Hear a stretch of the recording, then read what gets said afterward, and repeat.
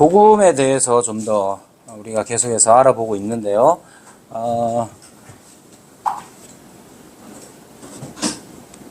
사도 요한은 복음에 대해서 말할 때 이제 무엇보다도 먼저 부끄러워하지 않는다. 이 말부터 먼저 하죠. 그래서 이제 그 복음에 대해서 여러분들도 생각할 때 복음을 왜 부끄러워하느냐 했을 때 지난번에 말씀드린 대로 사람들이 언제 부끄러움을 느끼느냐를 생각해 보면 돼요. 언제 부끄러움을 느끼느냐 하면 전부 다 하얀 옷 입었는데 혼자 시커먼 옷 입고 왔을 때 뭐 이런 데죠. 그러니까 그냥 쉽게 생각하면 복음은 사람들이 일반적으로 생각하는 것과 다릅니다. 일반적으로 생각하는 이 것과 다르기 때문에 복음을 부끄러워할 수가 있단 말이죠. 그러면 이제 여기에 포함된 게 뭐냐면 일반적으로 사람들은 자기의, 자기의 노력, 자기 공로 이런 걸 중요하게 여겨요. 그런데 복음은 그런 것들을 부정합니다. 자기의, 자기 공로, 자기 노력 이런 것들을 다 부정하기 때문에 사람들은 복음을 부끄럽게 여기는 것이죠. 여기서 이제 우리가 먼저 복음을 우리가 진짜로 믿는 자냐 했을 때 생각해 볼 거, 복음을 부끄러워하지 말자는 것 안에는 진짜로 부끄러워하지 말아야 할 것이 있는데, 사실은 사람들은 부끄러워 해도 괜찮은 거, 그런 거는 이제 부끄러워하고, 복음은 부끄러워하고 안 부끄러워도 괜찮은 거는 부끄러워합니다. 예를 들면 여러분 복음을 받아들이고 믿는 거에 대해서는 뭐 어디 가서 크게 자랑한 거는 옛날 일이고, 요즘 뭐 복음 자랑하고 다닙니까? 예를 들면 여러분들 이제 차를 새로 바꿨다. 차를 새로 바꿨는데 뭘로 바꿨느냐? 뭐 벤츠로 바꿨다. 뭐 이런 거 있죠. 그런 거는 자랑스러워하고, 다른 사람들이 다 벤츠 타는데 나 혼자 모닝 탄다. 제가 모닝 탑니다. 근데 제 친구도 G80 타고, 뭐 우리 처남도 뭐 그런 거 타고 이런데, 내 친구 이제 뭐 교감 아직 못 간 친구도 보니까 뭐 그랜저 큰 거 타고 다니더라.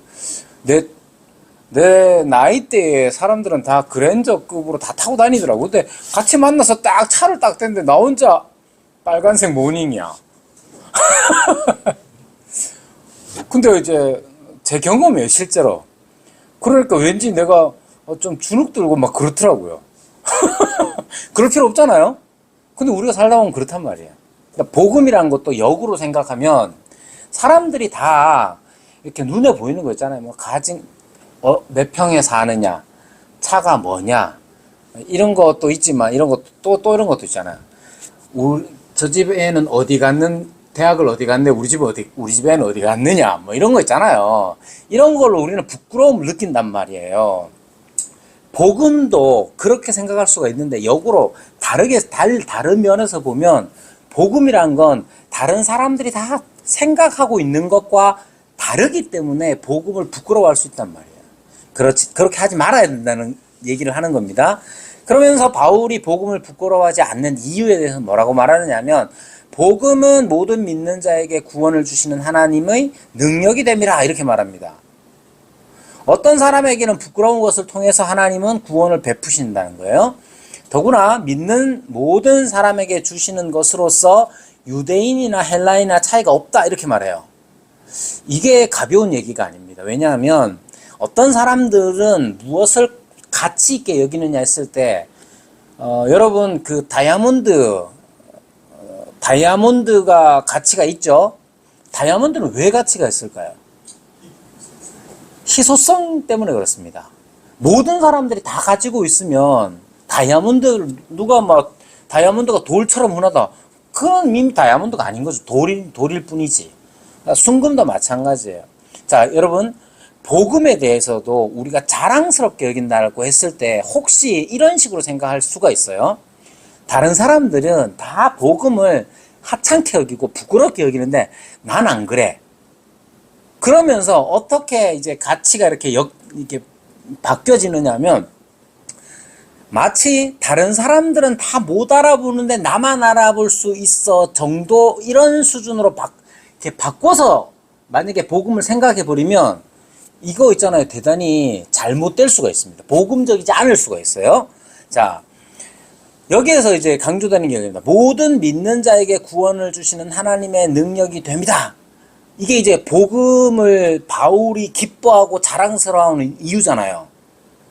생각해 보세요. 복음이 왜 그렇게 자랑스러우냐 했을 때 누구나에게, 유대인이든 헬라인이든 누구나에게 다 하나님이 구원을 주시는 능력이기 때문에 난 좋아. 여러분 그런 거 좋아할 만하냐? 세상 사람들 그거 좋아할 만하지 않습니다. 그래서 어떤 경우가 생기느냐 하면 앞서 잠깐 언급한 대로 복음이 다른 사람들은 다 못 알아보는데 나는 알아봐. 그래서 난 내 복음 좋은 건 나만 아는 것 같아. 만약에 이런 식으로 생각하면 다른 사람들보다 내가 좀 더 알아보는 눈이 있어 라는 식으로 이상하게 변질되기가 쉽습니다.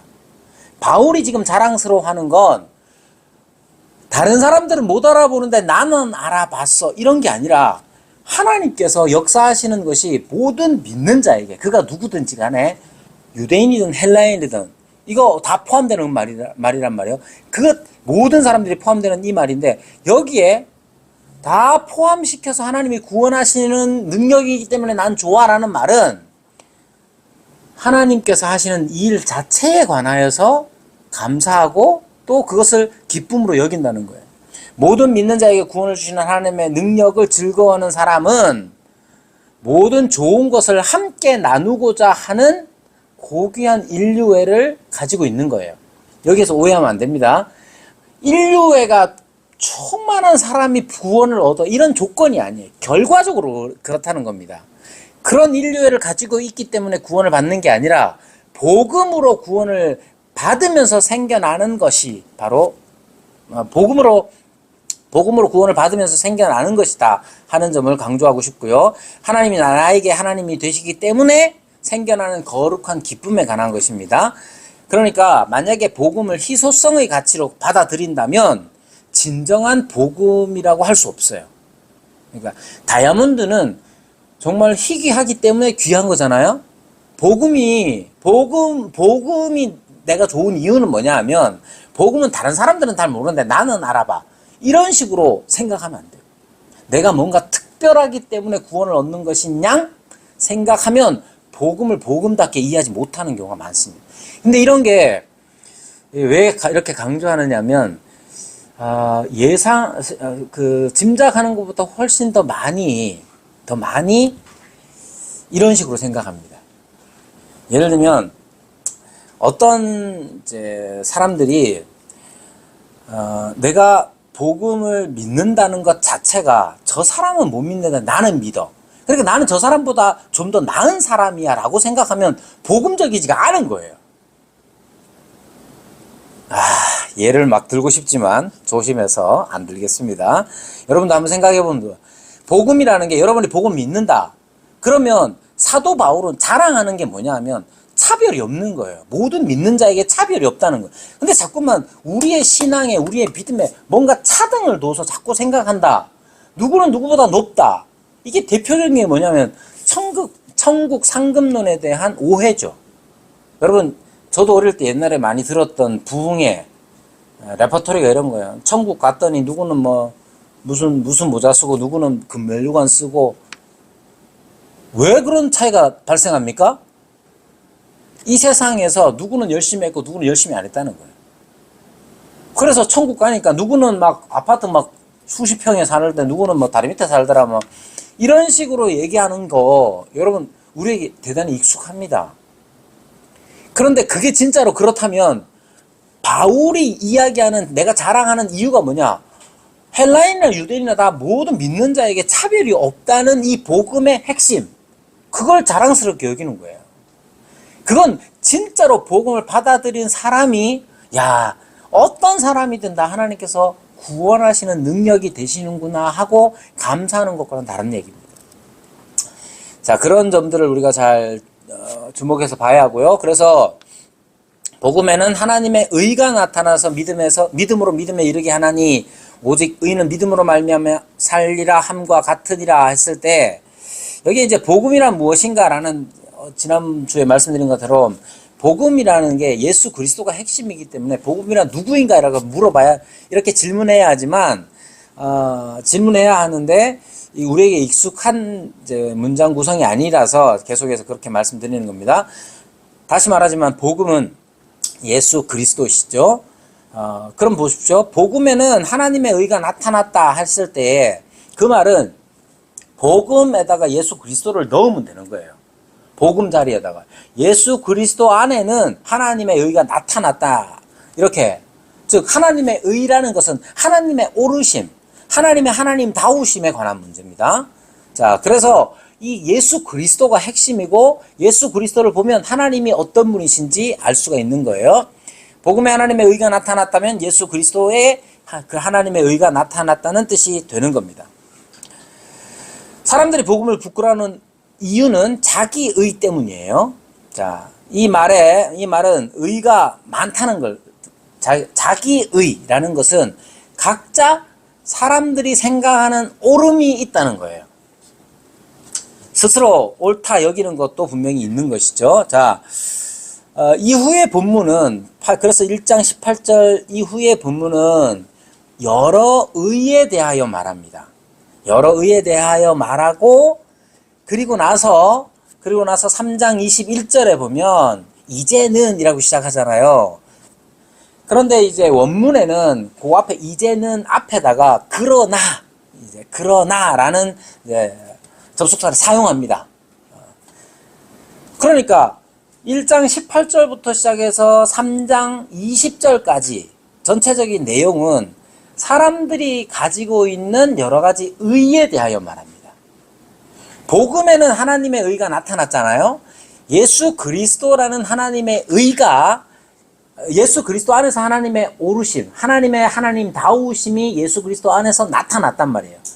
그런데 1장 18절부터 보면 하나님의 의, 예수 그리스도가 나타나시기까지 왜 그런 일이 벌어졌는지, 왜 하나님께서 왜 또 다른 의를 나타내셨는지를 그 이유에 대해서 쭉 설명하는 글입니다.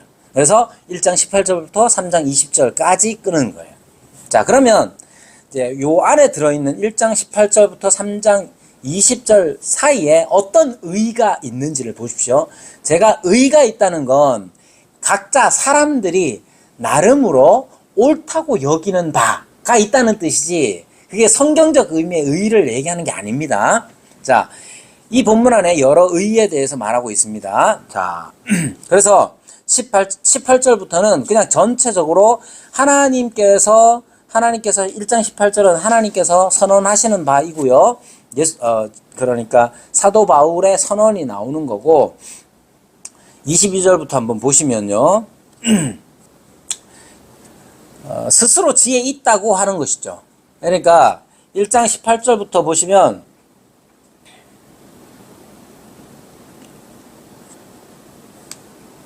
자, 1장 18절부터 다시 한번 보시면요.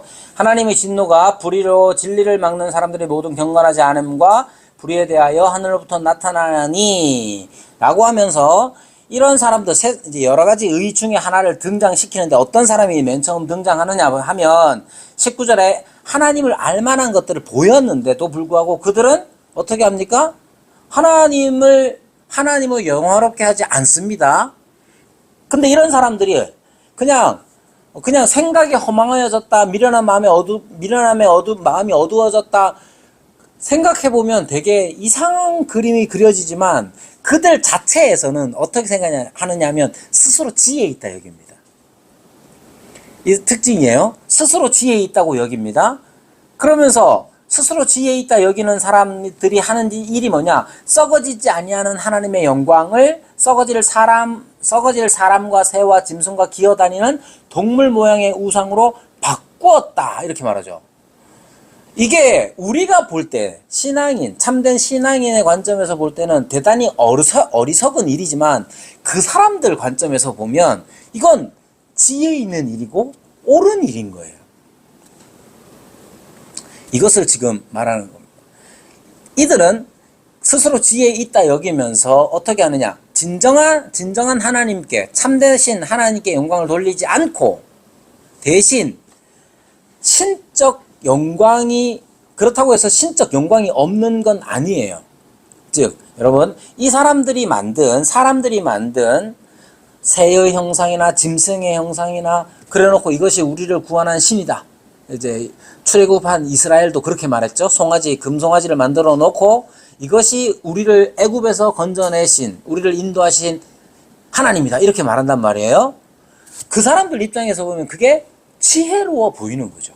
그러면서 이것을, 우상이지만 이것을 숭배하는 것이 옳다고 여기는 겁니다. 이런 사람들이 있다는, 이런 의가 있다는 거예요. 지금도 마찬가지죠. 여러분, 지금도 우리가 믿고 우리가 생각하는 하나님과 거의 똑같은 권위를 부여하면서 다른 신적 영광, 우상의 신적 영광을 숭배하는 사람들이 많아요. 심지어 과학자들은 과학 자체를 숭배합니다. 코스모스 같은 거 읽어보면 그 사람이 얼마나 우주를 이제 묵상하는지, 말 그대로 메디테이션, 묵상이란 단어를 사용합니다. 그래서 아침 저녁으로 그 사람은 이제 우주를 막 응시하면서 묵상을 했다고 그래요. 그 코스모스를 지은 사람이 또 다른 뭐 소설 같은 것도 쓰고 이렇게 했지만, 어쨌든 신적 영광이라는 것 자체가 없지 않아요. 사람들은 다 신적인 영광을 느낄 수 있습니다. 우주에서도 느끼고 자연에서도 느낀단 말이에요. 그러나 그것으로 하나님을 영화롭게 하지 않고 그것을 우상을 숭배하는 것으로 영화롭게 합니다. 우상을. 헛된 것이죠. 그러나 거기에 들어있는 사람들은 그것 자체가 옳다고 여긴단 말이에요. 그러면 이런 사람들을 향한 하나님의 의는 무엇이겠습니까? 하나님께서는 그들에게 어울리는 반응을 하시는데 그들을 부끄러운 욕심에 내버려 두셨다고 26절에서 말하죠. 그래서 나타나는 현상이 뭐냐? 여자들도 순리대로 쓸 것을 바꾸어 영리로 쓰며, 이렇게 26절, 27절 이제 동성애 문제가 나오죠. 자, 여기서도 보십시오. 그 사람들은 지금 현대에 이르러서 이제 동성애자들, 뭐 동성애자 여러분들 LG란다. LG가 아니고, 레즈비언, 게이, 뭐, 이런 사람들 있잖아요. 이런 사람들이 스스로 자신들이 옳다 여기고, 그것이 마치, 어떻게 합니까? 인간됨의, 당연한 결과라고 스스로 주장합니다. 그럴 때 하나님 어떻게 하셔야 됩니까? 하나님다우시면 어떤 겁니까? 내버려 두신다고 해요. 뒤에 가서 말씀드리겠지만, 그걸 그냥 내버려 두면 어떡하냐고 말하는데, 하나님이라면 그냥 그대로 두시지 않는다고 막 얘기를 하는 사람들 있지만, 그것조차도 하나님다우심의 한 방편입니다. 그래서 하나님의 속성에 대하여 말할 때에 하나님의 자유라는 것이 있는데, 자유라는 것은 뭐냐 하면, 하나님은 어떤 것에 매이지 아니하셔요.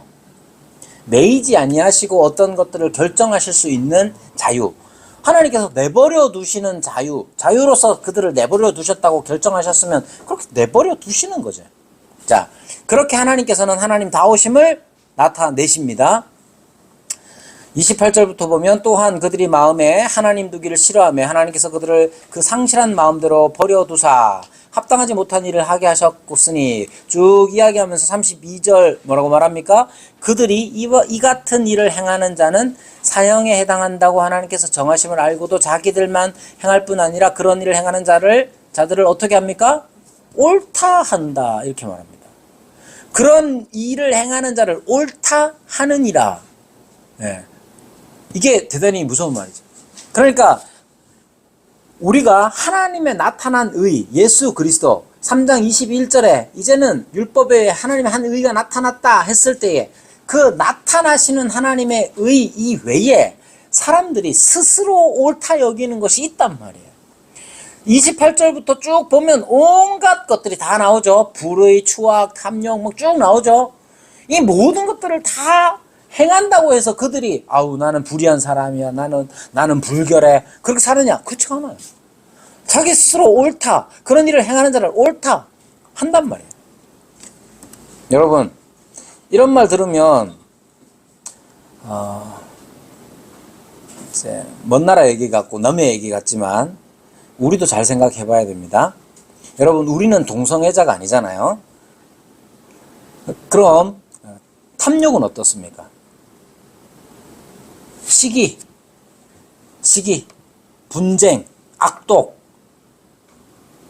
이제 여성분들 뿐만 아니라 남성분들도 마찬가지인데, 수군수군, 비방, 악을 도모함, 부모를 거역함, 배약함. 배약이라는 말, 약속을 배신하는 이런 의미예요. 그래서 의무를 이행하지 않는 이런 뜻입니다. 여러분, 자, 우리는 동성애 나쁜 거죠. 우리는 죄예요. 그죠? 우리는 안 하잖아, 근데 동일한 무게감으로 수군을 생각하지 않아요. 악독과 시기와 분쟁과 비방 이런 것들 생각하지 않습니다. 여기 핵심은 뭐냐면, 모든 불의에 대해서 자기 의를 주장한다면 지금 18절 이하로 나오는 자들과 우리가 다를 게 없다는 거예요. 우리가 수군수군 하면서 하는 게 뭐냐? 자기 의를 내세운단 말이에요. 하나님께서 그에게 어떻게 행하실 바 이런 게 생각하는 게 아니에요. 수군수군 하면서 아이고 간은 어떻게 그런다드노, 사람이라면 그러면 안 되지, 맨날 이런 식으로 수군수군 한단 말이에요. 분쟁? 다 마찬가지입니다. 여기서 우리가 분쟁도 하지 말아라. 여러분, 수군수군 안 하고 살 수가 있겠습니까? 다만 항상 우리는 자기의에 충만해서 하나님이 어떻게 행하시는지에 관하여서 다음으로 미루고 늘상 자기의, 내가 옳다고 여기는 것, 그리고 나랑 같이 이것이 옳아 라고 맞장구 쳐주는 사람만 같이 우리가 논단 말이에요. 맨날. 그래서 핵심을 이해해야 합니다. 핵심, 여러분, 모든 사람들은 다 자기 의를 가지고 살아요. 자기 의를 가지고 산다고요. 그거 어떻게 합니까? 저 사람 저렇게 하면 안 되는데 우리 판단할 수 있잖아요. 그죠? 근데 그걸 하나님의 의보다 더 높이 두는 경우가 많단 말이에요. 여러분, 세상의 모든 악인도, 심지어 동성애자들도 나름의 의를 가지고 삽니다. 그죠? 중요한 건 그것이 하나님의 의와 함께 부딪혔을 때에 내가 하나님의 의에 굴복하고 내 의를 꺾어내느냐, 부정하느냐의 문제예요. 자, 2장으로 넘어가면요. 오늘 이제 2장으로 넘어가면 1장 29절부터는 죄의 목록이 나열되어 있죠. 거의 모든 민족과 문화에서 사람들에게서 다 죄로 여겨질 만한 것들입니다. 맞죠? 이에 대해서 바울은 그들이 마음에 하나님 두기를 싫어하며 하나님께서 그들을 그 상실한 마음대로 내버려 두사 합당하지 못한 일을 하게 하셨다. 여기에 상실한이라는 뜻은 시험에 합당하지 못한, 가치 없는 이라는 뜻입니다. 그냥 그렇게 내버려 두셨다는 거예요. 자, 앞서서 잠깐 말씀드렸지만 이렇게 하는 거, 상실한 마음에 내버려 두시는 거, 이거 하나님 다우신 겁니까? 예. 이거 신앙을 이제 불신앙으로 똘똘 뭉친 사람들이 가끔 하는 말입니다. 야, 너네 하나님이 그러면 이거 가만 놔두면 되냐? 그렇게 묻는단 말이에요. 자, 하나님 다우심이냐 하는 반문하는 사람들이 있을 수 있죠. 답을 하자면 그거 하나님 다우심입니다. 왜냐하면 하나님은 주권자이시기 때문에 그렇습니다. 하나님은 무엇을 하시는 일에 있어서 자유로우십니다. 어떤 일을 어떻게 하실 것이냐, 전적으로 하나님의 의지에 달려 있어요. 하나님께서 그렇게 하시기로 결정하면 그렇게 하는 거예요. 이게 역으로 물어야 됩니다. 다시 어떻게 묻느냐면, 그러면 예수님이 하나님의 나타난 의인데, 그럼 하나님께서 이렇게 예수님을 통해서 너를 구원하시겠다고 하는데 너 믿을래? 그럼 안 믿어요, 걔네들. 다 그냥 말장난 하듯이 우리를 공경에 빠뜨리려고 그냥 묻는 것 뿐이지. 그러니까 여러분들 자신을 가져야 돼요. 하나님이 상실한 마음대로 그냥 내버려 두셨다. 그게 하나님 나오신 거냐? 하나님 그렇게 하셨다는데. 그게 불만이면 하나님의 이제 나타난 의, 예수 그리스도, 복음, 그럼 네가 그럼 이걸 믿어라고? 그런다고 그 사람들이 믿겠어요? 자, 어쨌든 하나님께서는 상실한 마음에 그냥 내버려 두셨습니다. 그들을. 자, 이런 목록들을 쭉 보면서 사람들은 판단합니다. 어떻게 판단합니까? 아, 저건 나쁜 거야. 이렇게 판단해요. 저건 추악. 여러분, 추악한 걸 추악하다고 판단하는 건 옳습니까? 그럽니까? 옳습니다. 자, 시기는 나쁜 거죠. 분쟁 나쁜 겁니다. 맞죠? 그런 판단 우리만 합니까? 다 합니다. 그러니까 1장 29절에 나오는 모든 불의, 추악, 탐욕, 악의 이런 거 있잖아요. 시기, 살인, 분쟁, 사기, 악독 뭐 이런 거 있잖아요. 이게 야, 그건 시기하는 거야. 이거는 대부분 누구나 다 판단한단 말이에요. 그럼 그 판단은 옳습니까? 그럽니까? 옳은 거예요. 악독을 악독으로 판단한 건 옳은 거예요. 맞죠?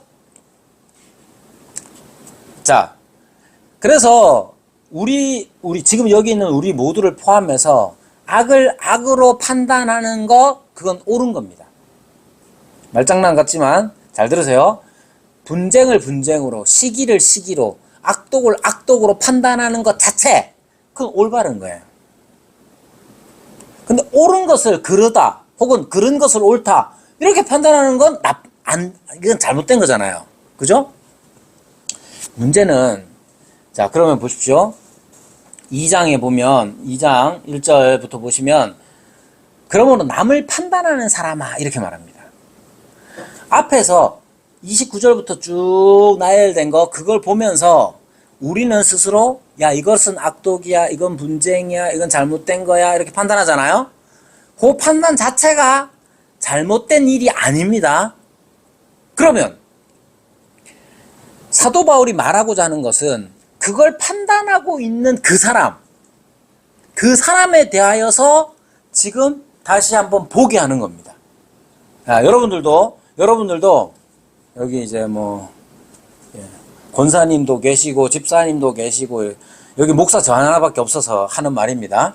여러분들도 목사가 뭘 잘못했는지 다 보이잖아요. 그죠? 너무 과하게 끄덕이시면 자 여기 이제 목사 저 하나밖에 없으니까 하는 말입니다. 여기 집사님, 권사님, 장로님은 여기 없구나. 그럼 자, 장로님 또 넣어서 합시다. 목사 저 혼자밖에 없어서 억울하니까. 자, 목사와 장로가 뭘 잘못했는지 여러분들 판단할 수 있죠. 그죠? 그럼 그 판단은 잘못된 겁니까? 아닙니까? 헷갈리죠? 그 판단 자체는 잘못된 게 아니에요. 목사가 거짓말을 했어요. 만약에 제가 거짓말을 했어요. 그럼 여러분들이 목사가 거짓말하면 안 되지요 라고 말할 수 있잖아요. 그리고 그렇게 판단을 해야 됩니다. 그건 옳은 거예요. 근데 여기에서 어떤 사람, 자기의 의를 드러내는 사람을 지금 사도 바울이 말하느냐 하면 그렇게 판단하면서도, 즉 이렇게 판단은 무엇이 옳으냐 그르냐를 아는 사람이에요. 그렇게 판단하면서도 자기는 어떻게 합니까? 거짓말하는 거지. 자, 여기에 문제는 네가 같은 일을 행함이다 이렇게 말합니다. 소위 도덕주의자들이 어떤 맹점이 있느냐 하면 스스로를 판단하는 자기 자신을 너무 높여버려요. 이런 거 있잖아요. 이제 검사나 판사를 비판하는 사람들이 있어요. 어떤 사람들이 비판하느냐 하면 이런, 검사가 되려고 하면 공부를 잘해야 되겠습니까? 못해야 되겠습니까? 어릴 때부터 잘했습니다. 성실했고 중고등학교 때 막 전교 1등 하고 그래가지고 대학 갔단 말이야. 서울대 법대를 갔더니 2학년 때 사법고시 합격을 했어. 그러면 2년 동안 지내다가 이제 딱 나와서 몇 살입니까? 23, 24 되겠죠? 밑에 딱 갔더니 머리 허연 장들께서 아이고 영감님 한단 말이에요. 그럼 어떻게 합니까? 자기가 판단하는 모든 것이 옳아. 자기가 죄를 정하는 사람은 다 죄인이야. 그러면서 자기도 그런 죄를 저질러도 늘상 자기가 판단하는 사람이었기 때문에 자기 죄에 둔감해 버립니다. 지금 이야기하는 것들이 바로 그런 점이 있어요. 물론 뭐 너무 과하게 표현했을 수도 있습니다만 3절에 보면 이런 일을 행하는 자를 판단하고도 같은 일을 행하는 사람아 네가 하나님의 심판을 피할 줄로 생각하느냐. 여러분, 하나님의 심판을 어떻게 피한다고 생각했겠어요? 어떻게 하면 하나님의 심판을 피한다고 생각할 수 있을까요? 자기도 판단하는 사람이거든요. 여러분, 판단하는 사람이 야, 저거는 저 거짓말이다 딱 해버리면 마치 자기는 거짓말 안 하는 사람처럼 스스로를 어느 순간 생각합니다.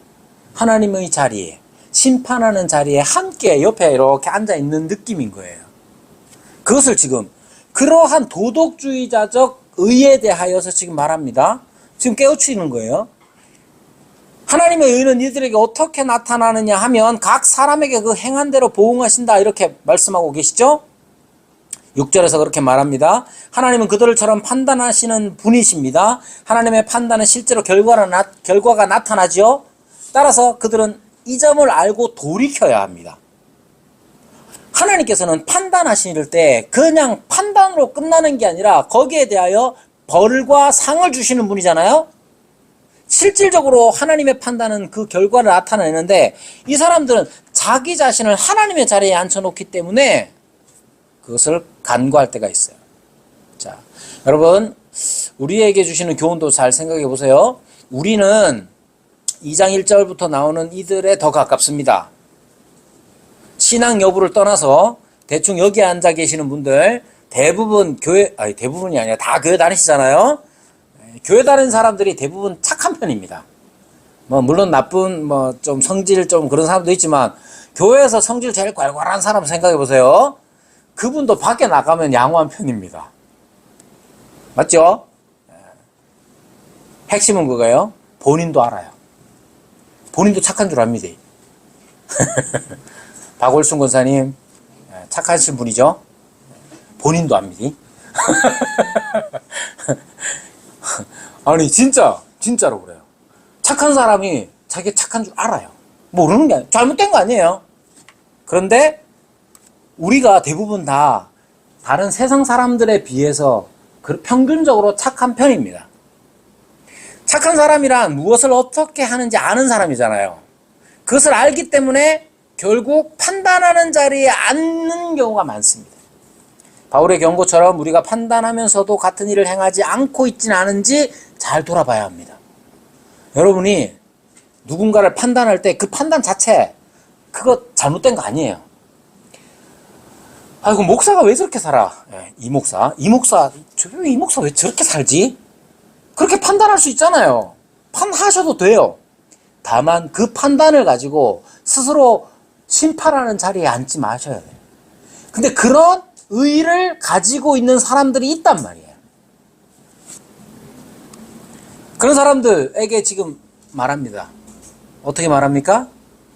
너희가 하나님의 심판대 앞에 설 것을 두려운 마음으로 가지고 있어라 이렇게 말하는 거예요. 우리도 마찬가지입니다. 교회에서 여러분들 바이블 플러스까지 하는 사람이 얼마나 열심입니까? 열심히 있는 이분들이 교회에 충성스럽고 성실한 이분들이 판단하는 자리에 앉는 경우가 종종 있어요. 두려운 마음으로 돌이켜봐야 합니다. 하나님은 모든 사람을 심판하시고 그것이 바로 하나님의 의라는 점을 12절 13절 알려주고 있습니다. 하나님은 예수 그리스도로 말미암아 사람들의 모든 은밀한 것을 심판하신다고 분명하게 가르치고 있습니다. 자, 그래서 교재에 보면 남을 판단하는 사람에 대해서 쭉 말하고 있죠. 자, 그리고 하나님의 심판이 어떻게 임하는지 간단하게 정리를 했습니다. 즉 하나님은 진리를 따라서 심판하십니다. 그리고 행위를 따라서도 심판하십니다. 그리고 12절부터 16절까지 보면 계시의 빛을 따라서 또한 판단하십니다. 결국 예수님께서는 재판관이 되실 것입니다. 이제 2장 17절부터 유대인의 유대인에 관해서 이야기를 합니다. 이제 바울은 이제 율법을 율법으로 가진 사람들에 대해서 살피고 있는데요. 앞절에서 하나님이 예수 그리스도로 말미암아 사람들의 은밀한 것을 심판하시는 그날이라라고 했는데, 예수님으로 말미암는 심판의 범위 안에 유대인들이 들어가느냐, 예, 문제인 거죠. 자, 그러면서 2장 이제 17절 에서 유대인이라 불리는 네가 율법을 의지하며 하나님을 자랑하며 이렇게 말하고 있습니다. 자, 여기에서 보면 이제 먼저 사도 바울이 이렇게 말하는 것 같아요. 유대인이 뭔가 특별한 게 있지 않느냐. 자, 우리에게도 그런 선입견이 아직도 남아 있습니다. 이게 우리에게도 유대인들에게 아직도 이제 뭐 어떤 선입견을 가지고 있어요. 유대인에게 있는 특별함이 과연 뭘까? 그리고 유대인들은 자신 스스로를 어떻게 이해하고 있느냐가 17절에서 20절까지 나옵니다. 어떻게 나옵니까? 율법을 의지하며 하나님을 자랑하며 율법의 교훈을 받아 하나님의 뜻을 알고 지극히 선한 것을 분간하며 맹인의 길을 인도하는 자요 어둠에 있는 자의 빛이요 율법에 있는 지식과 진리의 모범을 가진 자로서 어리석은 자의 교사요 어린아이의 선생이라 스스로 믿으니. 여러분, 이 말은 맞을까요? 자, 유대인이 스스로 율법을 의지하며 하나님을 자랑하며 쭉 얘기하면서 어리석은 자의 교사요 어린아이의 선생이라 스스로 믿는다. 생각해 보세요. 그러면 여기에서 상세히 살펴보세요. 생각해 보세요. 어리석은 자에게 교사가 필요합니까? 어린아이에게 선생이 필요합니까? 어둠에 있는 자에게 빛이 필요합니까? 필요한 거예요. 잘 생각하세요. 자, 지금 유대인들이 스스로 자기 정체성을 그렇게 여기잖아요. 근데 요거 자체는 반드시 필요한 일이에요. 어둠에 있는 자들에게 뭐가 필요합니까? 빛이 필요하잖아요. 어리석은 자에게 교사가 필요하죠. 어린아이에게 선생이 필요하잖아요. 누군가 어린아이요, 누군가 어리석은 자요, 누군가 어둠에 있는 자요. 그렇다면 또 여기에 율법에 있는 지식과 그리고 진리의 모범. 여러분, 율법과 진리의 모범 필요하죠. 그게 누구겠어요? 뭐 유대인이라고 해도 상관이 없어요. 예수님도 맞지. 예수님 맞는데 핵심은 이거예요. 여기에서 지금 말하는 거 반드시 필요한 거예요. 그죠? 여기에서 앞에 내용이 다시 반복된다고 생각하면 되죠. 이게 누군가는 필요한 일에 유대인들이 사용됐다 하면 그것에 대하여서 스스로 믿는 것도 중요하고 필요한 일이에요. 여러분, 제가 목사라서 지금 여러분들한테 감히 가르치고 있잖아요. 그죠? 그래서 제가 목사이기 때문에 하나님께서 교회에서 가르치는 자로 나에게 은사를 주시고 불러주셨다.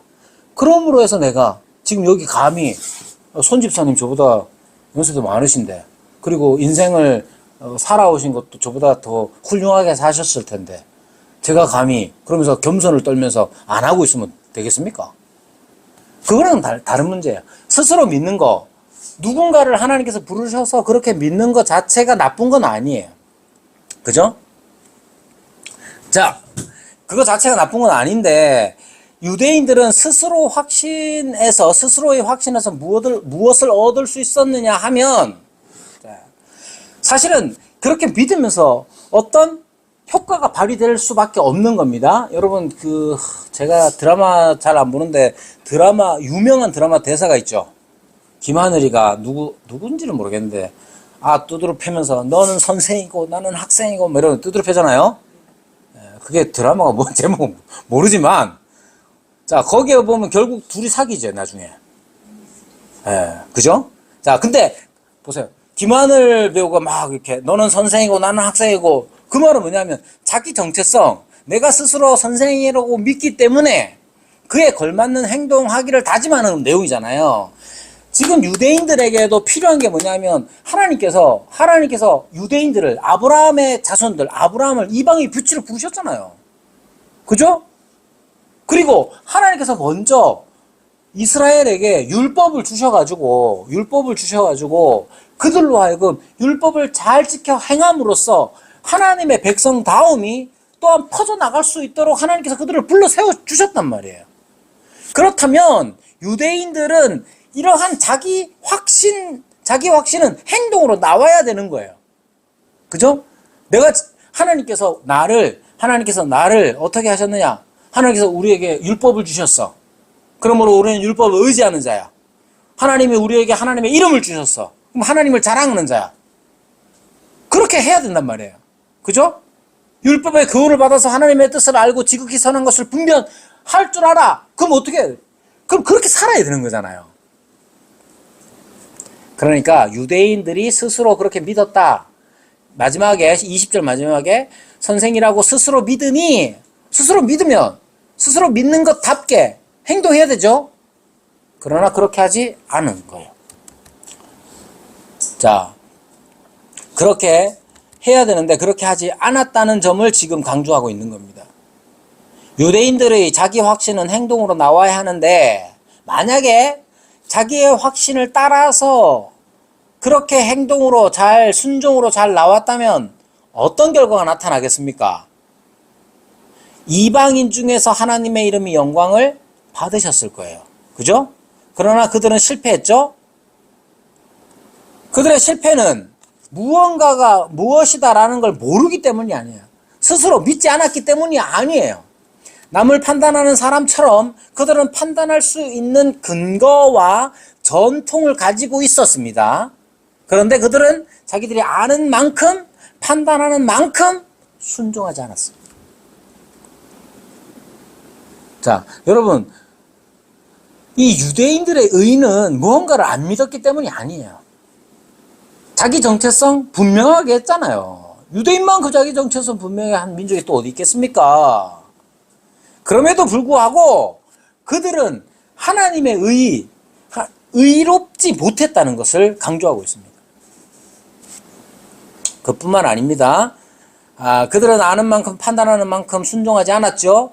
근데 그들은 자신들만 실패한 것이 아니라 하나님의 이름이 모독당하도록 했습니다.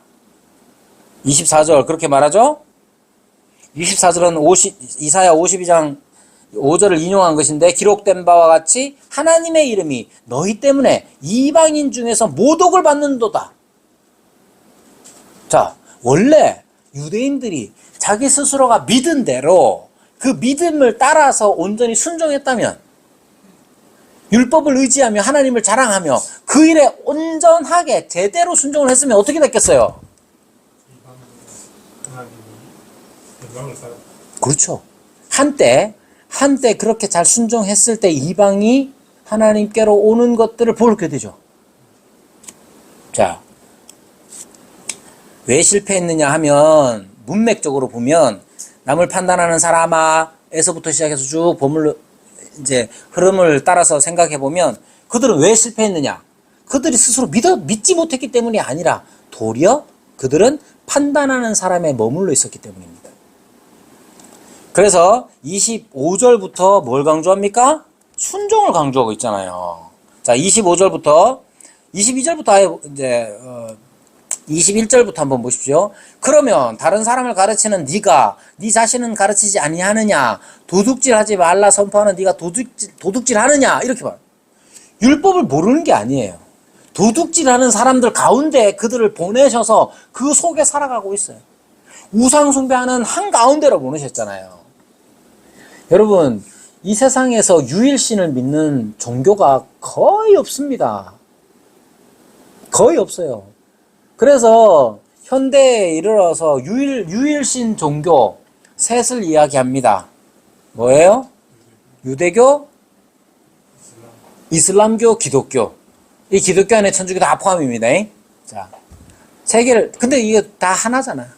다 하나라는 의미가 구약을 바탕으로 한다는 점에 있어서 하나라고 얘기한 거지, 종교 세 개 완전 다릅니다. 완전 다릅니다. 유대교, 이슬람교의 특징은 유일신, 진짜.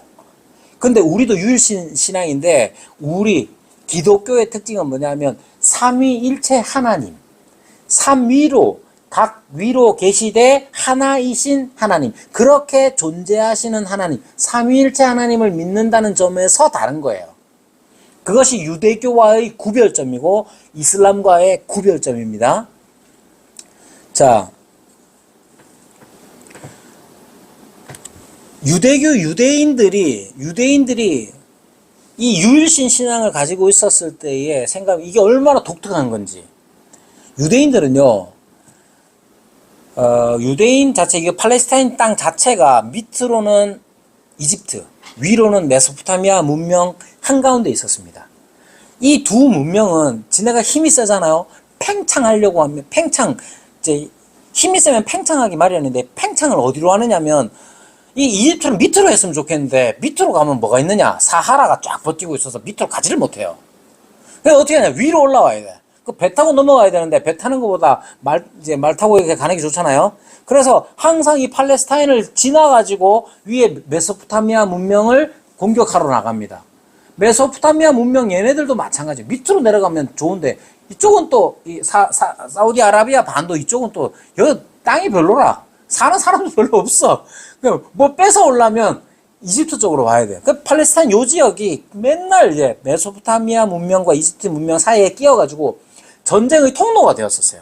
전쟁이 얼마나 많이 일어났는지 몰라요. 문제는 뭐냐? 그 전쟁통에 얼마나 많이 섞이겠습니까? 신앙도 많이 섞일 텐데, 희한하게 팔레스타인에 자리 잡은 유대인들, 이스라엘 히브리 민족만 유일신을 가지고 있어요. 유일신처럼 보이는 것도 있습니다만은, 그건 어떤 식이냐면, 최고의 신이 있고 밑으로 하위 신들이 쭉 있는 거예요. 최고의 신이 있고 나머지 신들이 있긴 있는데, 최고의 신은 하나다, 뭐 이런 개념은 있어도 기독교인들처럼, 아니면 구약의 유대교를 믿는 사람들처럼 그렇게 하나밖에 없다, 이렇게 생각하는 사람들은 없단 말이에요. 얼마나 희한합니까? 그런 독특한 신관을 가지고 있는 이 작은 민족이 그 속에서 살아가면서 그들이 어떻게 행해야 되느냐 하면, 자기가 믿고 받은 것을 따라서 온전하게 순종하는 삶을 살아야 하나님께서 영광을 받으시는데, 그렇지 않단 말이에요.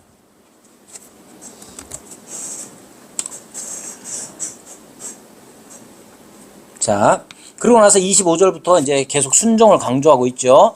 자, 순종. 네가 율법을 행하면 할례가 유익하나 만일 율법을 범하면 네 할례는 무할례가 되느니라. 그런즉 무할례자가 율법의 규례를 지키면 그 무할례를 할례와 같이 여길 것이 아니냐, 이렇게 말하면서 순종에 대해서 강조하고 있습니다. 그러면서 28절에 참 유대인의 특징이 무엇이냐 이렇게 밝히고 있는데, 무릇 표면적 유대인이 아니요 표면적 육신의 할례가 아니라 오직 이면적 유대인이며 할례는 마음에 할지니 영에 있고 율법 조문에 있지 아니한 것이라.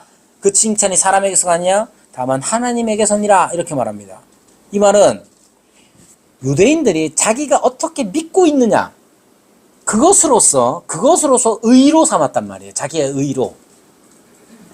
그런데 하나님께서 그것을 보시고 어떻게 판단하시느냐가 더 중요한 거죠. 여러분, 앞서 말씀드린 대로 우리에게도 마찬가지입니다.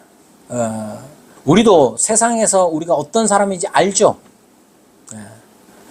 하도 들어가지고 너희는 세상의 빛이요 소금이요, 난 세상의 빛이고 소금인데 다 압니다. 그래서요,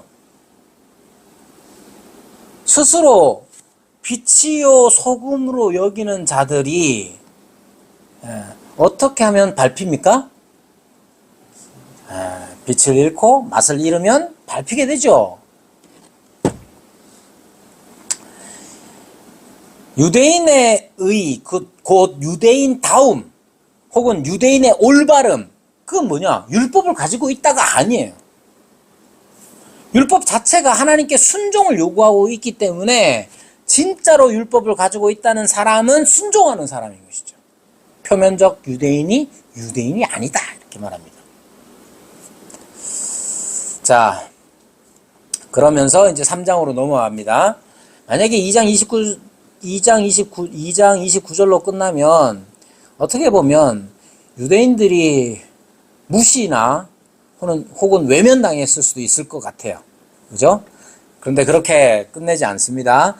물론 여기서 이제 표면적 유대인이 유대인이 아니라면, 그러면 이전의 유대인의 역사, 유대인, 그 과연 무슨 의미가 있을까?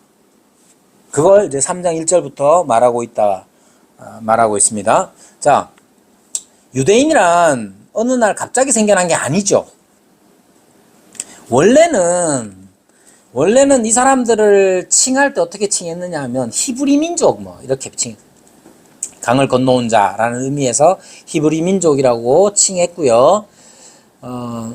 이 유대인이라고 불리는 까닭은 뭐냐면 솔로몬 이후에 르호보암 때에 나뉘어지죠. 10개의 지파가 북이스라엘을 형성하고 르호보암이 이제 베냐민과 유다 정도를 가지고 했기 때문에 유다 지파가 많아서 그들을 이제 유다 왕국이라고 부르고 12개 중에 10개를 갖고 갔기 때문에 그 북쪽을 이스라엘이라고 부르는 겁니다.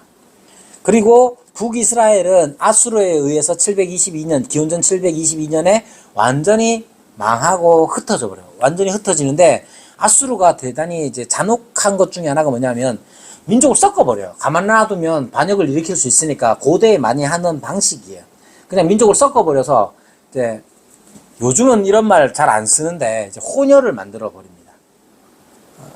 그렇게 이제 섞어버려가지고 혈통적 순수성을 잃어버리게 만들어요. 물론 그렇다고 해서 다른 지파들이 다 사라졌다 그렇게 할 수는 없어요. 그래도 하나님 앞에 열심히 있던 사람들이 여전히 남아서 유대로 내려오거나 하여튼 여러 가지 방법을 했겠죠. 자, 그리고 나서 북이스라엘은 흔적 없이 그냥 사라져 버립니다. 남유다는 기원전 586년 혹은 7년경에 신바벨로니아 제국에 의해서 멸망을 당하는데 성과 성전이 다 회파됩니다. 그리고 나서 바벨론으로 붙잡혀가죠. 물론 붙잡혀갈 때 그 전에 605년부터 기원전 605년부터 시작해서 3차에 걸쳐서 붙잡혀갑니다. 3차에 걸쳐서 붙잡혀가는데 이렇게 붙잡혀간 사람들이 다 이제 유대 출신들이기 때문에 그들을 일컬을 때 유대인이라고 부르는 거예요. 그리고 그들이 믿는 종교를 유대교라고 하는 겁니다. 어쨌든 이 유대인, 즉 히브리 민족 자체, 이 아브라함의 자손들 자체는 어느 날 갑자기 생겨난 게 아니고 그들에게는 유구한 역사가 있는 거잖아요. 그 역사 속에서 유대인들에게 새겨진 것들이 있습니다. 대표적으로 할례이죠, 할례. 할례는 여기 이제 3장에 넘어가서 보면 유대인의 나음이 무엇이냐, 또 할례의 유익이 무엇이냐라고 했을 때 이걸 굳이 따로따로 생각할 필요가 없어요. 유대인, 할례 받은 사람 유대인이에요. 이제 로마 제국 당시에 로마 제국은 대단히 유명한 다신교 문화였거든요. 그러니까 신들이 엄청 많아요. 지금 천주교에는 온갖 수호 성인들이 있잖아요. 온갖 수호 성인이 다 있습니다. 구두 닦기의 수호 성인, 아니면 하여튼 온갖 수호 성인이 다 있는데 그게 다 로마의 다 신들의 자리를 대체한 거예요. 대부분 다 그렇습니다. 어쨌든 온갖 다신교들이 많은 신들이 있었습니다. 그래서 그리스에서 온 신들도 거의 이름만 바꿔가지고 자기들이 다 채용하고 온갖 신들이 있었어요. 그러다 보니까 이제 사람들 중에는 유일신교에 끌리는 사람들이 있었어요. 그래서 앞서 말씀드린 대로 이 페르시아 쪽에서 온 보이기는 유일신처럼 보이는 종교들이 있었습니다.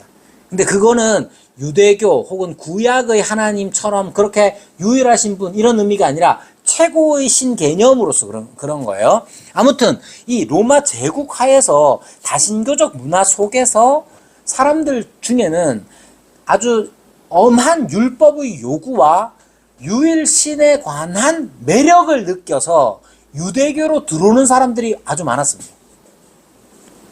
그런데 이 사람들이 유대인이 되느냐 마느냐의 기준이 뭐냐?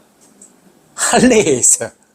그래서 유대교의 모든 것들을 다 지키고 율법의 요구들을 다 지키고 살아도 할례를 받지 않으면 유대인이 아니에요. 이 사람들은 뭐라고 그러겠어요? 하나님을 경외하는 자라고 불러요. 성경의 대표적인 사람? 고넬료. 고넬료는 하나님을 경외하는 사람이에요. 이 사람은 로마의 백부장인데 이 사람은 하나님의 율법을 지키는 사람이잖아요. 근데 고넬료는 할례를 받지 않았나 봐. 그러니까 유대인의 나음이 무엇이며 할례의 유익이 무엇이냐 했을 때 이건 두 가지 따로 놓는다기보다는 하나, 유대인의 나음이 무엇이냐를 이제 묻는 겁니다. 범사에 많다라고 말합니다. 그러니까 유대인 무시하면 안 돼요.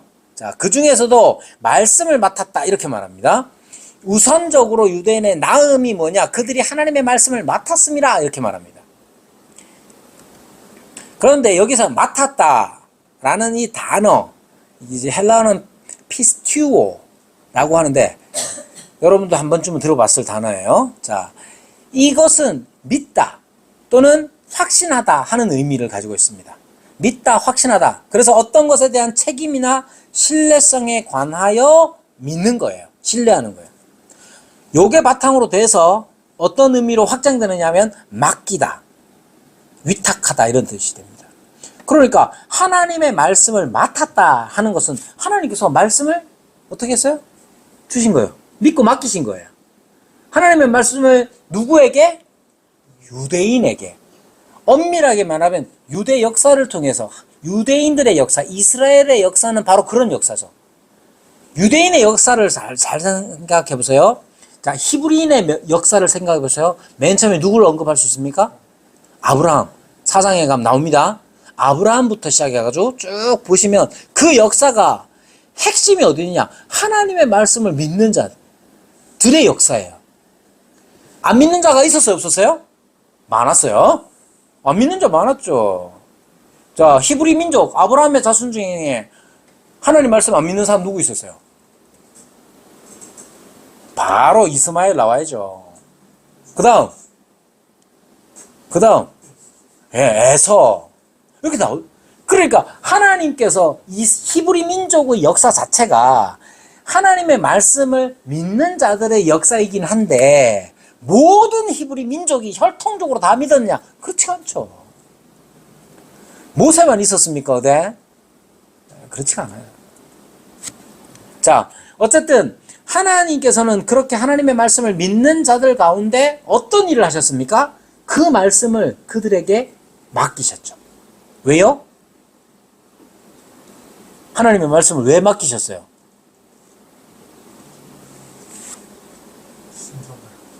순종해서 좋을 게 뭐예요? 그렇죠. 그렇게 해서 어리석은 자의 교사요, 어린아이의 선생이요, 어둠의 빛이요, 그렇게 부르신 거예요. 그거 하라고 하나님께서 말씀을 주신 거란 말이에요. 이게 가장 중요한 의미입니다. 유대인의 나음이 많지만 우선적으로 그들이 하나님의 말씀을 맡았다는 거 중요합니다. 그들에게서 하나님의 말씀을 믿는 자를 두시고 그 말씀을 전하도록 맡기셨다는 것이죠. 앞서 2장 23절에서 24절 말씀처럼 율법을 자랑하는 네가 율법을 범함으로 하나님을 욕되게 하느냐? 기록된 바와 같이 하나님의 이름이 너희 때문에 이방인 중에서 모독을 받는도다. 이건 하나님의 말씀을 맡겨주셨는데 하나님께서 그 말씀을 맡겨주셨는데 그들이 어떻게 했느냐? 이방의 빛이 되지 못했다는 거예요. 그럼에도 불구하고 유대인의 나음은 그 말씀을 맡았다 하는 것에 있는 거예요. 하지만 유대인들 중에는 어떤 자들은 믿지 않았죠. 나중에 11장에 가서 나오지만 핵심은 뭡니까? 항상 바울이 강조하는 건 표면적 유대인이 아니다 이라는 거예요. 이런 표면적 유대인이 아닙니다. 그러면 이렇게 믿지 않는 유대인들이 하나님의 믿부심을 패할 수 있느냐? 그럴 수 없다. 믿지 않는 사람이 있다고 해서 하나님의 믿부심, 하나님이 믿고 맡기신 그 하나님의 행위 자체가 패해지느냐? 그렇지 않죠. 도리어 어떻게 됩니까? 더 확장되어져 나가는 것을 로마의 이방인들이 보게 되죠. 왜? 그 결과 자기들한테 왔으니까. 도리어 더 나아가고 있죠. 즉 어떻게 보면 하나님께서 하나님의 나타내신 의, 즉 예수 그리스도로 말미암아서 예수 그리스도를 유대인들 가운데로 보내셨잖아요. 그런데도 불구하고 유대인들 가운데 믿지 않는 자들이 많이 있었잖아요. 그럼 하나님의 믿부심은 어떻게 되느냐 했을 때 패하여지느냐? 그렇지가 않아요. 도리어 더 그 일로 인해서 더 확장되어져 나가는 것이죠. 자, 그러면서 이제 그 다음으로 넘어가는 겁니다. 자, 5절, 6절부터 쭉 보시면, 자, 4절부터 볼게요. 믿부심을 패하느냐? 그럴 수 없느니라. 라고 하면서 하나님은 참되시다 할지어다. 기록된 바 주께서 주의 말씀에 어렵다 하심을 얻고 판단하실 때 이기려 하심이라. 하나님께서 믿지 않는 자들, 유대인들 때문에 그의 믿부심이 패하여지지 않습니다. 도리어, 그러면서 이제 질문들이 등장하는 거예요. 그러나 우리 불의가 하나님의 의를 드러나게 하면 무슨 말 하리요? 여기서 말하는 것은 만약에 유대인들이 제대로 잘 믿지 않았기 때문에 그것이 더 확장되어서 이방인들에게까지 퍼져나갔다면 마치 유대인들의 불의가 하나님의 의를 완성시키는 것 아니냐라고 질문할 수가 있잖아요. 그럴 수 없다고 말합니다. 결코 그렇지 아니하다 이렇게 말합니다. 자, 그래서 5절을 이해하실 때 좀 어려움이 있으실 것 같아서 우리의 불의가 하나님의 의를 드러나게 하면 무슨 말 하리요? 진노를 내리시는 하나님이 불의하시냐? 이렇게 말한다고요. 자, 다시 하나님 유대인들의 역사, 히브리 민족의 역사는 하나님께서 그 역사 이스라엘의 히스토리 가운데 하나님이 나타나셔서 말씀 계시하신단 말이에요. 그 중에 믿는 사람이 있었죠. 그 믿는 사람들에게 하나님께서 말씀을 주셨단 말이에요. 말씀을 주신 건 왜 주셨습니까? 그것이 이방에게 확장되어서 퍼져나가도록 하기 위함이에요. 그런데 이 사람들은 그 일에 실패하잖아요. 그죠? 그렇게 실패하고 믿지 않는 자가 되어버린 거예요. 대표적으로 예수님에 관하여서도 마찬가지잖아요. 예수님께서 그들에게 오셨지만 그들은 믿지 않았어요. 그러면 하나님께서 실패하신 것이냐? 그렇지가 않단 말이에요. 도리어 유대인들이 예수님을 제대로 믿지 않았기 때문에 그것이 확장되어서 이방인들에게까지 퍼져나가기 시작했고 로마에까지 퍼져나갔단 말이에요. 그러면 그 다음에 질문이 뭐냐 하면 아니 그래 유대인들이 제대로 못 믿어서 제대로 안 믿어서 이게 퍼져나갔다면 하나님께서 믿지 아니하는 유대인들에 대하여 심판하시면 돼요 안 돼요? 안 믿어서 좋은 일이 벌어졌으니까 안 믿어서 유대인들이 믿지 않아서 불의를 행해서 도리어 하나님의 의로우심이 확장되어져 나갔으니 유대인들 믿지 않는 유대인들은 심판을 진노를 받으면 되냐 안 되냐? 안 돼. 그거는 하나님이 더 좋아졌는데 왜 그래요? 이렇게 질문하는 사람에게 그럴 수 없다고 말하는 거예요. 진노를 내리시는 하나님이 불의하냐? 결코 그렇지 아니하다라고 6절에서 말합니다. 그래서 언제나 하나님은 의로우신 분임을 가르치고 있는 겁니다. 자, 계속해서 볼게요. 자, 9절부터 보시면 자, 1장 18절부터 3장 8절까지 확인되는 것은 뭐냐 하면 모든 사람의 불의입니다. 2장 6절에서 10절에도 쭉 나오고 있고요. 따라서 9절에서 가르치는 것은 뭐냐 하면 우리를 포함하여 모든 사람은 다 죄 아래에 있다는 점을 가르치고 있습니다. 그리고 이 모든 사람이 죄 아래에 있다는 것 자체가 바로 성경의 기록 10절부터 18절까지 쭉 나오죠. 이미 성경의 기록에 의해서 증명된 사실입니다. 10절에서부터 18절까지는 죄의 목록들이 쭉 나열되어 있는데, 이게 이제 방향으로 보면 수평적 관계에서도 우리는 다 죄를 범하고 있다는 점을 보게 되죠. 자, 의인은 없나니 하나도 없고 깨닫는 자도 없고 하나님을 찾는 자도 없고 다 치우쳐 무익하게 되고 선을 행하는 자가 없다, 이렇게 말하면서 뭐랍니까? 그들의 목구멍은 열린 무덤이다, 이렇게 말하죠. 즉 우리는 사람과 사람의 관계, 수평적 관계 안에서 우리는 죄를 범합니다. 우리 말에는 진실이 없고 사랑이 없죠. 그래서 15절에서 17절까지 보면 우리는 다 다투고 있다는 점을 보게 됩니다. 수직적인 관계 안에서도 18절에서 나오는 것처럼 하나님을 두려워함이 없죠. 그래서 성경에서 지금 사도 바울이 말하는 것은 모든 사람의 불의에 대하여서 말해주고 있습니다. 즉 1장 18절부터 보시면 세상의 사람들, 우리가 생각할 때 우상 숭배하는 사람들, 그 사람들 나름의 의의를 주장하고 자신이 옳다 하지만 자신뿐만 아니라 그 일을 행하는 자들도 옳다고 합니다.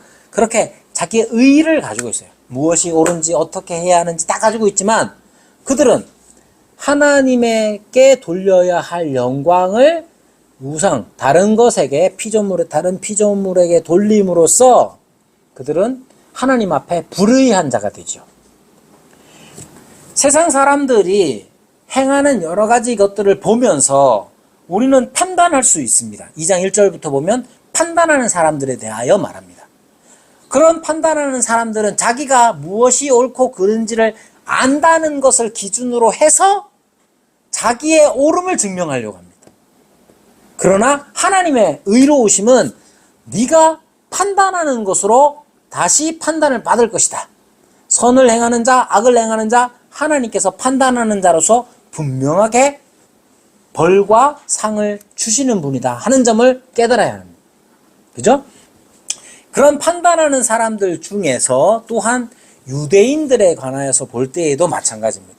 유대인들이 스스로 자랑하는 것, 스스로 믿는 것들 여러 가지 있는데 그들이 지식이 없거나 자기 자신들에 대한 믿음이 없어서 그들은 자기 자신들의 믿음을 자기의 의로, 자기 다움으로 생각했던 거예요. 그러나 그들도 그것만을 가지고 온전한 순종을 하지 않았기 때문에 여기까지 봤을 때 유대인들에 대하여서 비판적일 수 있지만 그렇게 무시해서는 안 되고 유대인들이 가지고 있었던 아주 중요한 것, 나음이 있는데 그것은 하나님의 말씀을 맡은 거예요. 그럼에도 불구하고 그들은 여전히 하나님의 말씀을 맡았음에도 불구하고 그 맡은 바를 따라서 온전히 순종하지 못했기 때문에 불의한 자가 되는 것이죠. 그래서 보면 모든 범주의 사람들이 다 불의했다는 거예요. 자, 여러분 여기 앉아 있는 분들은 다 1장 18절 이하에 나오시는 분들은 아니에요. 그죠? 우상 숭배자가 아니잖아요. 따지고 들어가면 뭐 확장시켜서 보면 모르겠지만 어쨌든 우상 숭배자는 아닙니다. 그런데 남을 판단하는 사람이 될 수도 있고 유대인의 의의를 가진 사람, 스스로는 믿으나 스스로 자기 자신이 어떤 사람인지는 믿으나 그러나 유대인처럼 그렇게 온전한 순종을 하지 않는 사람들일 수 있습니다. 그래서 모든 사람들이 다 하나님 앞에서 불의하다는 사실을 알아야 돼요. 그리고 이 과정까지 오는데 하나님의 의는 계속해서 나타났다는 점을 잊으면 안 됩니다. 어떻게 나타났습니까? 그냥 그대로 내버려 두시는 것으로 나타나기도 하고 심판을 드러내시는 것으로 나타나기도 하고 그렇게 하나님의 의는 계속해서 나타나 있었습니다. 자, 이 점을 우리가 분명히 해야 합니다.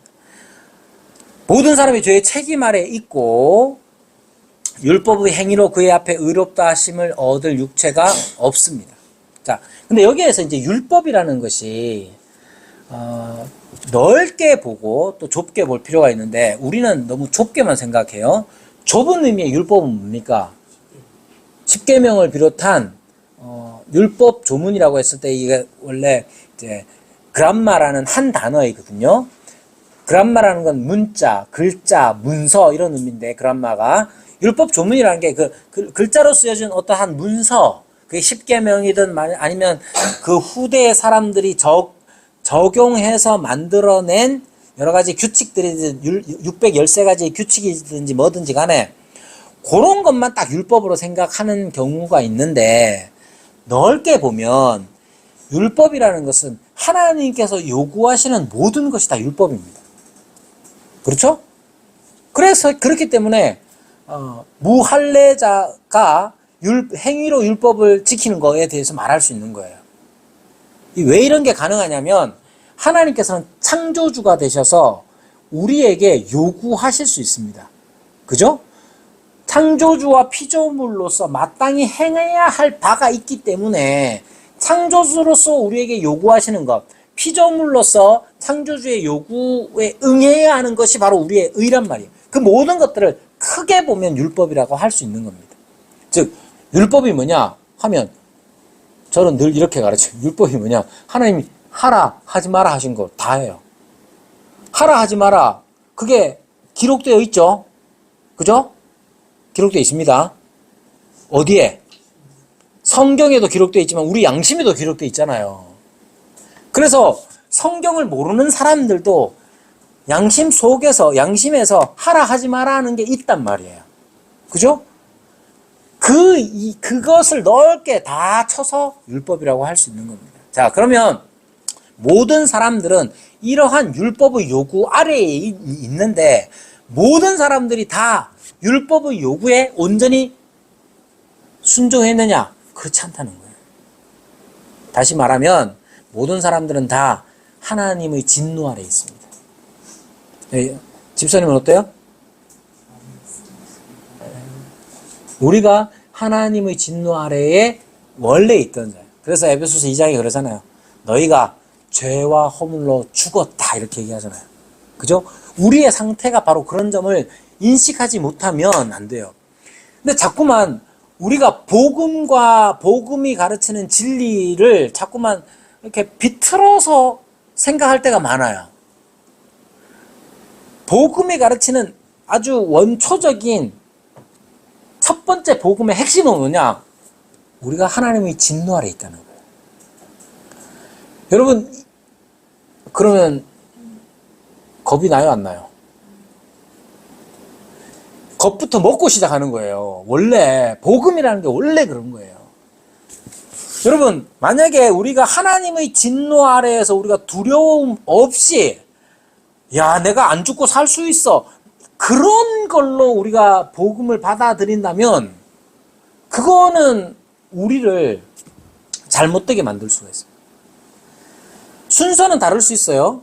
제가 이제 거듭나는 이 과정을 보면 언젠가 말씀드린 것 같지만 제가 거듭날 때 저는 하나님께서 나를 따뜻하게 안아주시는 아버지가 되신다는 사실에 감격하면서부터 시작됐어요. 그때 저 맨날 우리 아버지한테 두드려 맞고 살았거든요. 맨날 두드려 맞고 살았기 때문에 아버지라는 건 제가 40 중반이 되도록 악몽은 우리 아버지가 등장하는 게 악몽이었어요. 맨날 쫓겨. 악몽을 꾸면 맨날 쫓겨. 그런 삶을 살던 저에게 하나님이 진노하시는 분으로 먼저 다가왔으면 제가 어떻게 도망갈 수도 있잖아요. 하나님은 저를 그럴 수도 있죠. 그러나 하나님의 진노, 우리의 죄에 대한 하나님의 진노에 대한 깨달음이 아예 없다. 그럼 복음이 온전하지 않습니다. 그건. 우리가 하나님 앞에 이쁨 받을 만한 게 뭐가 있느냐를 먼저 사도 바울이 강조하는 거예요. 이건 그냥 이방인인 우리들에게만 해당되는 게 아니라 모든 사람들이 다 이방인이든 유대인이든 누구든 간에 다 어떻게 해서도 하나님의 의로움에 도달할 수가 없어요. 우리는 경건치 않고 불의함으로 하나님의 은혜, 하나님의 자비를 받을 만한 자격 자체가 없는 거예요. 이 점이 중요합니다. 여러분의 순서가 어떻게 됐든지 간에 저처럼 하나님께서 나를 사랑하셔. 그걸로 시작했든지 어떻든지 간에 우리의 복음의 과정 속에는 하나님의 진노가 빠져서는 안 돼요. 여러분 죄 짓잖아요. 다 이렇게 멀쩡하게 다 착하게 생기신 분들이 다 그렇단 말이에요. 그거 가볍게 여기지 말란 말이에요. 그거를 여러분의 선함과 비교해가지고 난 나쁜 짓도 하지. 나 그래도 괜찮은 면도 있잖아. 그래가지고 두 개를 같이 놓고 그래도 뭐 내가 조금 나쁜 짓도 좀 하지만 그래도 이렇게 상쇄시킬 수 있는 선이 내게 있어. 상쇄시킬 수 있는 의가 있어. 이런 사람들은 하나님께서 어떻게 하셔야겠어요? 그걸 칭찬하기를 바라요. 그럼 복음이 아닙니다. 그래서 사도 바울은 1장 18절, 1장 17절에서 복음에 대해 빡 얘기해놓고 그 다음부터 이 복음이 왜 복음이 될 수 있는지를 18절부터 길게 쫙 얘기를 합니다. 어느 누구도 여기서 빠져나갈 수가 없어요. 이 점을 우리가 분명하게 깨달아야 되는 겁니다. 그래야 복음에 나타난 하나님의 의에 대하여서 감격하며 그것을 붙잡을 수가 있는 거예요.